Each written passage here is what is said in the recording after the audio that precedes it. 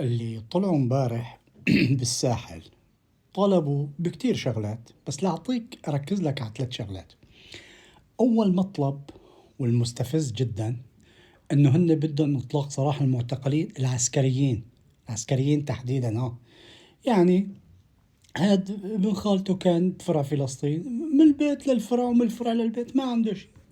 والتاني ابن عمه سجان صيدنا، ما كان من السجن للبيت ومن بيت لسجن صيدنا، يعني كان يروح ايش يعمل، يكبس العالم ويحطهم بغرف الملح ويدوبهم بالأسيد. حرام هدول يضلوا معتقلين، هدول عاطف نجيب وجزار صيدناية وهالشلة، يعني هدول لازم يطلعوا.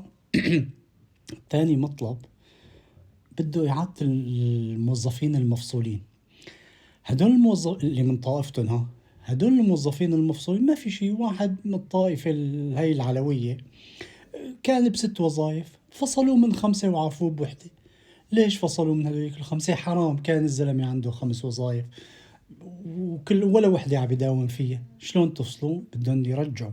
يعني تخيل بمشفى بيحتاج 200 موظف، فيها 7000 موظف، واللي بيداوم 100 موظف، يعني 6900 موظف. هدول على هامش السيرة، هدول لازم يرجعوا.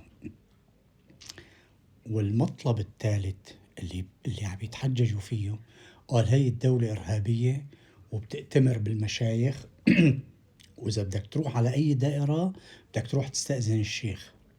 وهذا الحكي كذب. انتوا بدي أسألك سؤال، انتوا اللي دعاكم لأنه تطلعوا بهي المظاهرة وتطالبوا بهالشيء اللي ما هو حقه، باطل، مين هو اللي دعاكم؟ ها؟ دعتكم سارية السواس ولا دعاكم الشيخ اللي مسمي حاله بين قوسين الشيخ غزال؟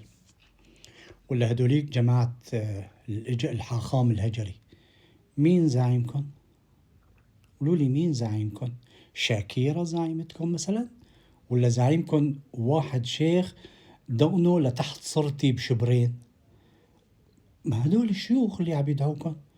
ولا مشايخكم ملائكة ومشايخنا شياطين؟ أحسن أسوأ شيخ في الطائفة السنية صرميته بتشرف مشايخكم هدول 2، اللي مثل الهجري وغزال.